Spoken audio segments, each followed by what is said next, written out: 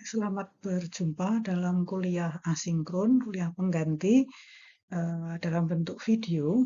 Kali ini kita akan membahas tentang tantangan irigasi pada pengembangan wilayah. Kita tahu bahwa irigasi itu merupakan salah satu infrastruktur kunci dalam ketahanan pangan dan keberlanjutan wilayah.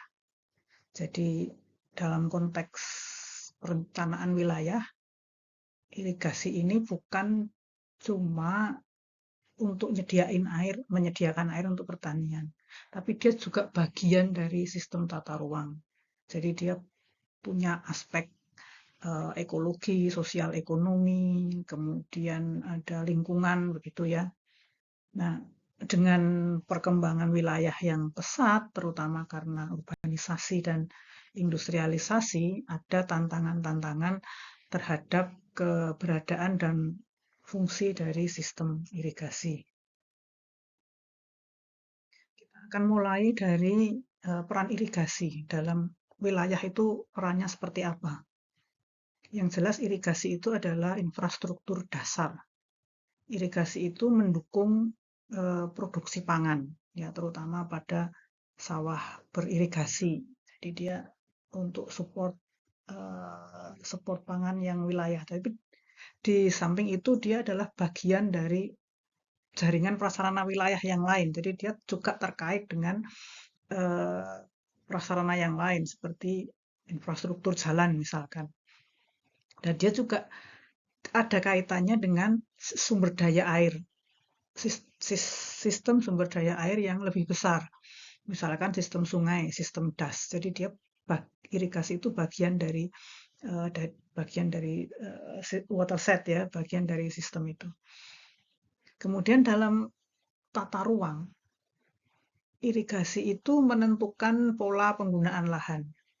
Jadi kalau kita menetapkan mana zona pertanian, itu ya yang ada irigasinya gitu. Jadi kalau kita menetapkan misalkan menetapkan RT RW gitu, yang daerah mana sih yang akan ditetapkan sebagai daerah pertanian, ya daerah yang ada sistem irigasinya. Kemudian irigasi itu punya fungsi yang tidak fungsi utamanya memang menyediakan air untuk pertanian, tapi dia kadang-kadang juga punya fungsi yang lain.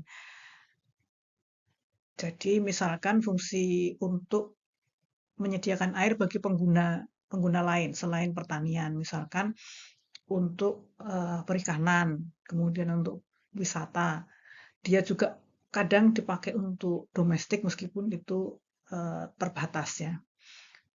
Somehow dia juga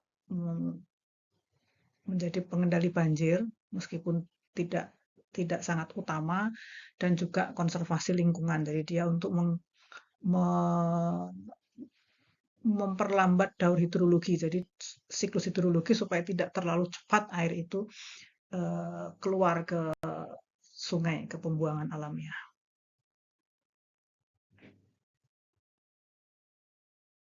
Nah, di lain pihak, dinamika perkembangan wilayah itu sangat besar. Jadi sangat dinamis ya perkembangan wilayah itu. Antara lain dia ditandai dengan ada urbanisasi. Jadi atau perluasan kota ya. Jadi kota itu dia yang tadinya tidak terlalu luas, dia makin melebar dan itu menggunakan lahan-lahan lahan pertanian yang beririgasi. Akibatnya dia ada alih fungsi lahan. Jadi lahan pertanian berubah ke lahan lahan pemukiman. Ini semua diakibatkan oleh pertumbuhan penduduk. Jadi jumlah penduduknya itu bertambah cukup besar. Di samping jumlah penduduknya bertambah, kebutuhannya itu juga makin bervariasi. Jadi orang yang tadinya hanya kebutuhannya itu terbesar itu hanya pangan, sekarang pangan pun tidak hanya asal kenyang, juga ada eee, macam-macam kebutuhan, bahkan sampai ke eee, gizi mikro. Jadi macam-macam kebutuhannya untuk makan dan kebutuhan lainnya pun berkembang. Misalkan Anda bandingkan dengan orang tua Anda dulu, misalnya orang tua Anda kan seumuran saya, ke kebutuhan untuk traveling, kebutuhan untuk wisata itu sekarang jauh lebih berkembang daripada dulu. Jadi di samping jumlah orangnya itu bertambah, kebutuhannya juga makin bervariasi. Apa akibatnya dari terhadap irigasi? Jadi lahan beririgasi jelas jelas menurun. Kemudian ada kompetisi penggunaan air. Jadi sebetulnya pertanian itu adalah merupakan pengguna air terbesar. Sekitar 70% kalau di Indonesia itu pengguna air itu adalah pertanian. Nah, sekarang makin makin banyak pengguna yang lain. Jadi persentasenya itu makin turun, tapi volumenya itu naik. Jadi makin banyak air itu dibutuhkan. Makin makin banyak pengguna air itu yang muncul sehingga yang tadinya tidak berkompetisi jadi dia berkompetisi. Kemudian terjadi perubahan pola kebutuhan air. Tadi ya dari peningkatan kebutuhan air yang lintas sektor tadi, pola kebutuhan airnya juga ikut berubah. Nah, irigasi itu menghadapi beberapa tantangan, terutama yang disebabkan oleh tadi ada dinamika.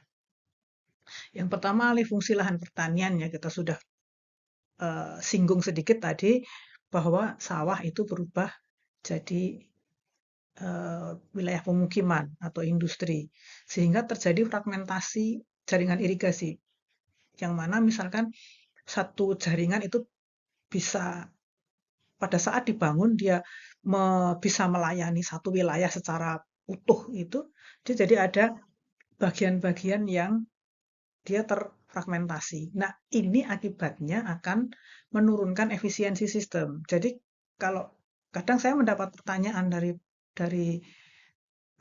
petani ya, kalau misalkan itu kita di wilayah kami, maksudnya di wilayahnya di desanya petani itu lahan pertaniannya itu berkurang karena ada yang alih fungsi lahan pertanian menjadi eh, pemukiman.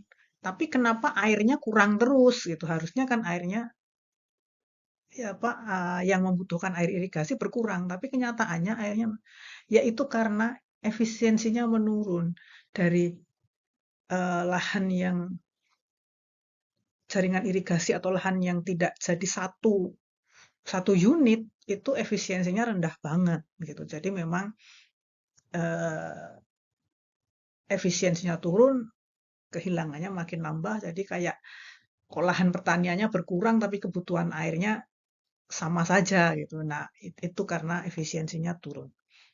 Ini banyak terjadi di lokasi-lokasi di wilayah periurban yang sawah itu berubah jadi perumahan.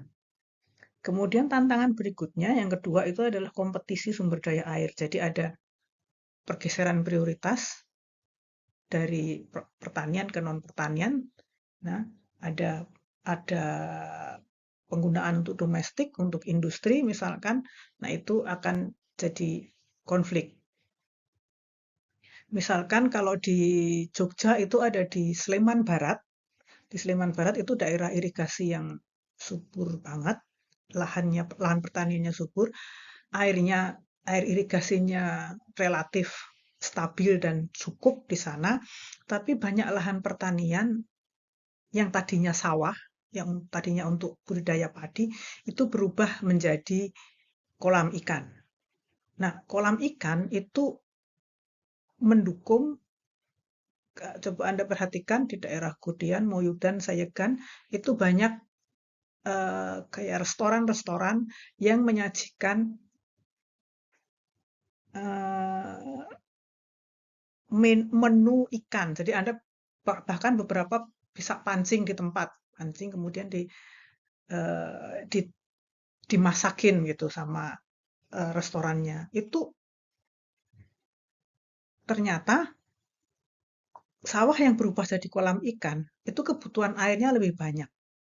Air yang digunakan untuk kolam ikan itu lebih banyak daripada untuk padi di luasan yang sama. Nah, akibatnya terjadi ada konflik antara kalau di suatu wilayah itu ada yang budidaya padi dan yang kolam, pasti mereka rebutan air. Nah, si pemilik-pemilik kolam itu dapat dukungan dari tourism, dapat dukungan dari pariwisata di samping dari perikanan sendiri. Nah, itu jadi konflik di lapangan. Kemudian ada degradasi infrastruktur irigasi.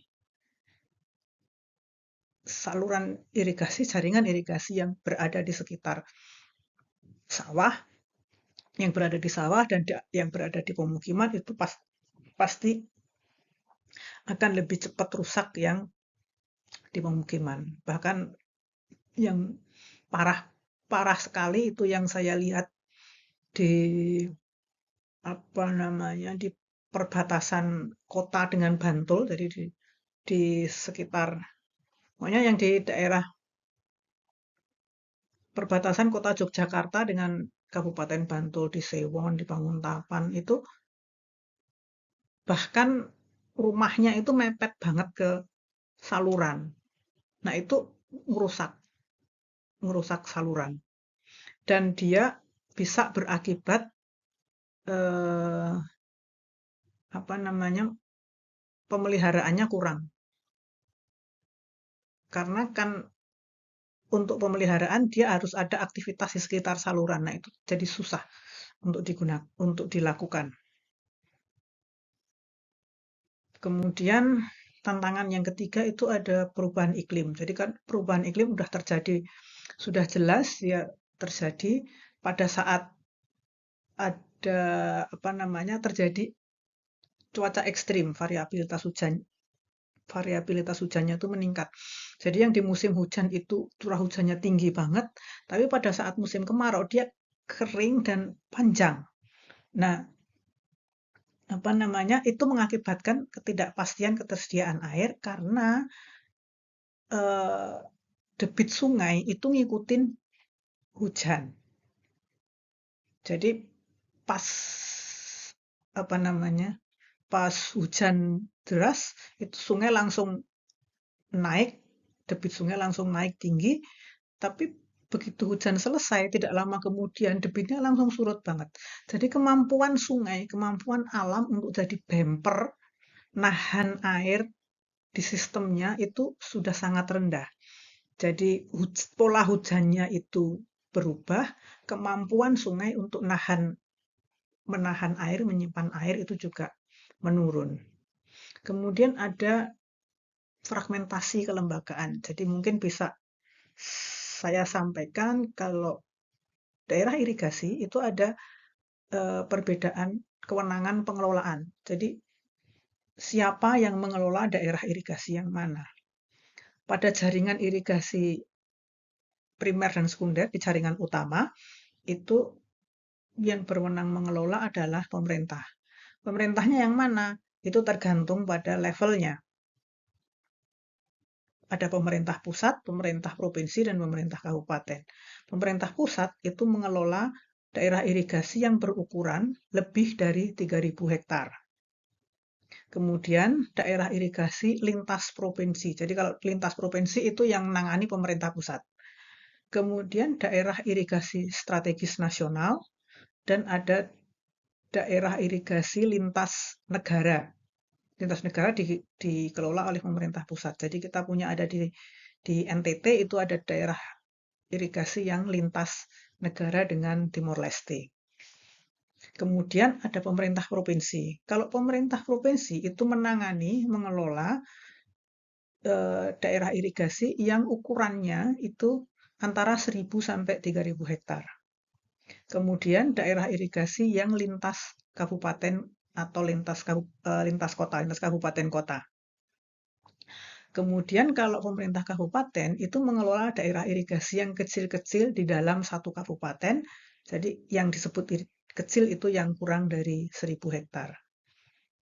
Nah, itu di tingkat jaringan utamanya. Tapi di tingkat tersier yang mengelola itu adalah petani.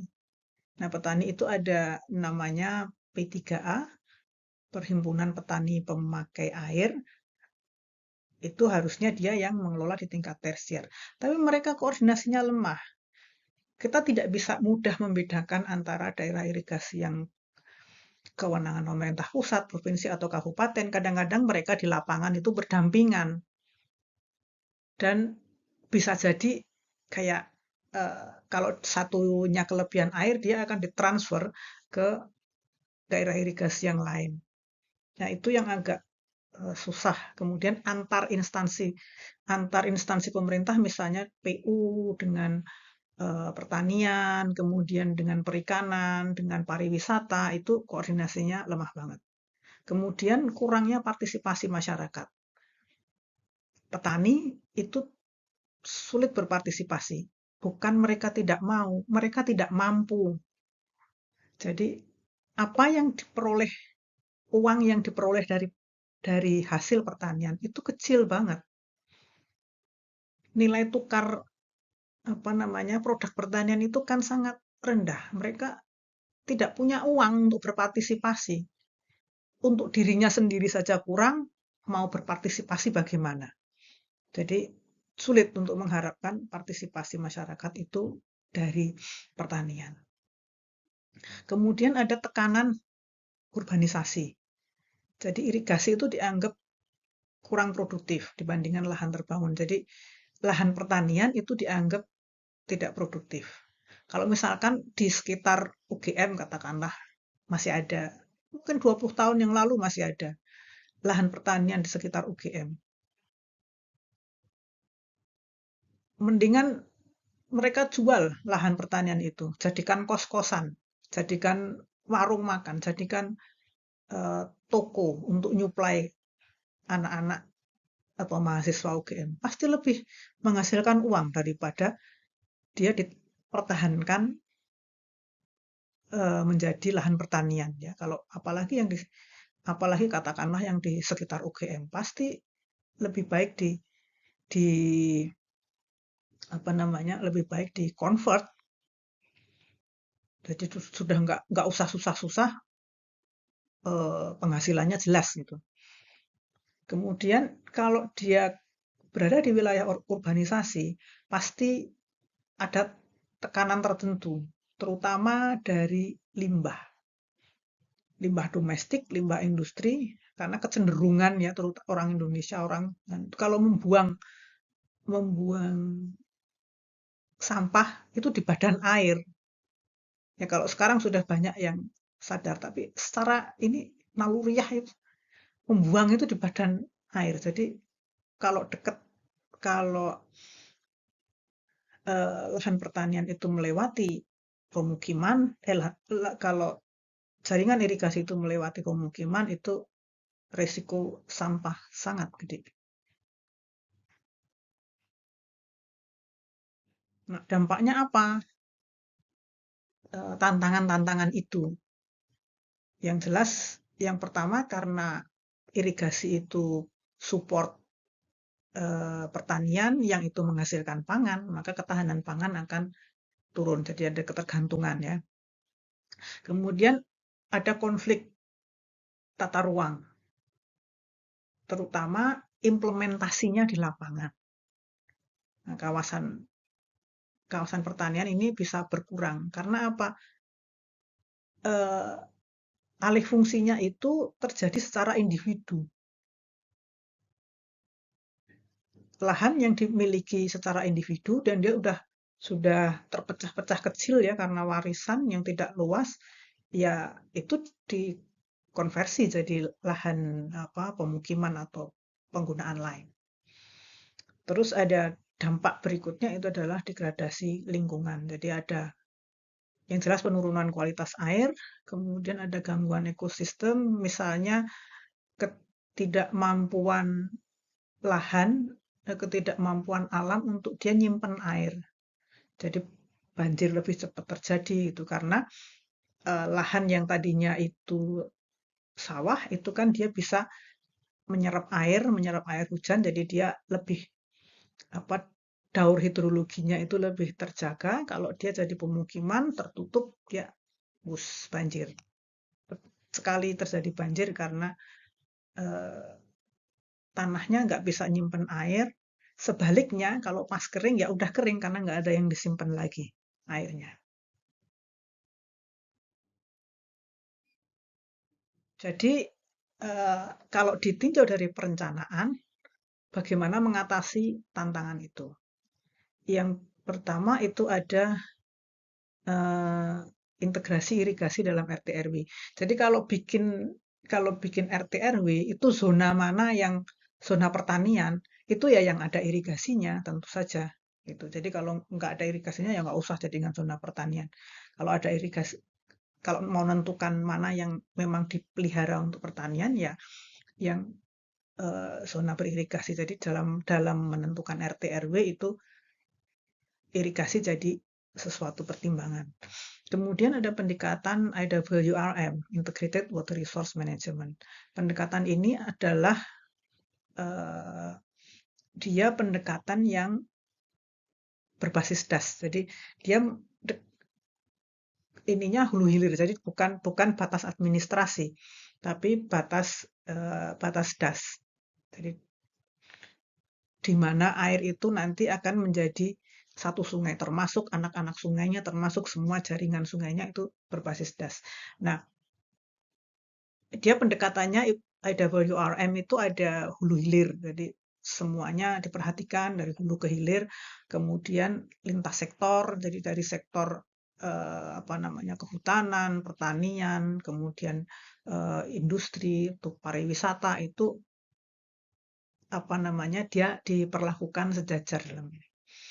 Kemudian untuk eh, membuat penggunaan air itu lebih baik, terutama di pertanian, itu diterapkan teknologi apa ya kontrol dan sensor, jadi smart irrigation, ada sensor lengas tanah, kemudian ada otomasi ya. Saya sendiri riset-riset saya terakhir itu ada di modernisasi irigasi ya. Jadi pengembangan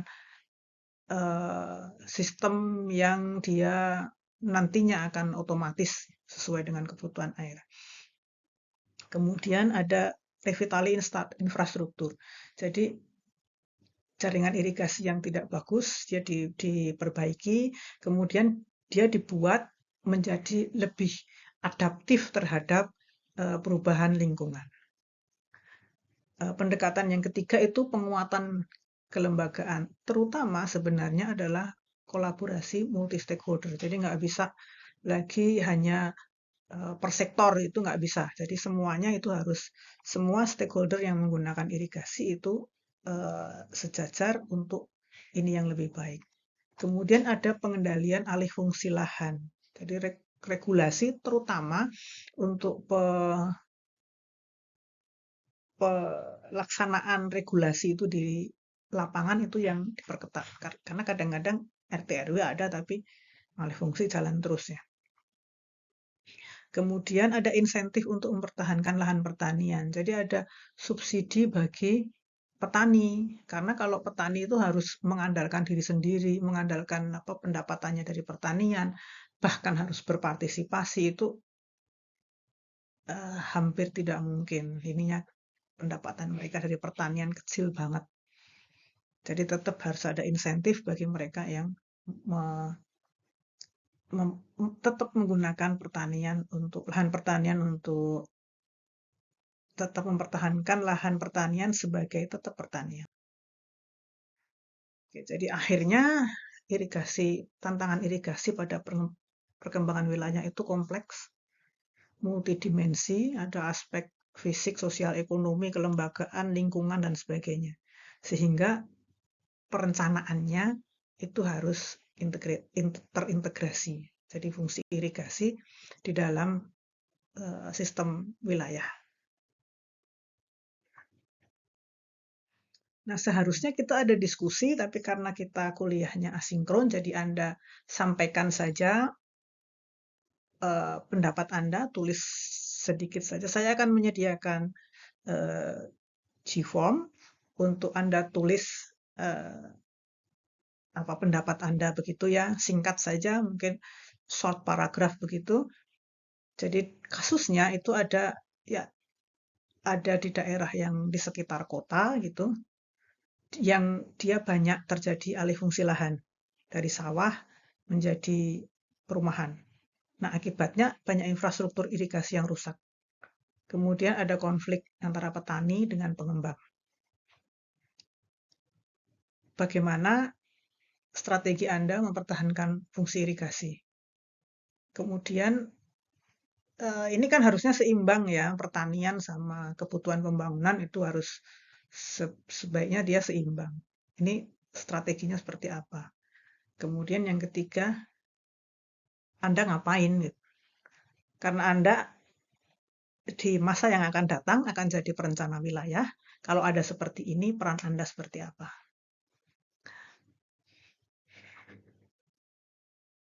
Baik, ini saja yang bisa saya sampaikan. Selamat belajar dan sampai ketemu kembali.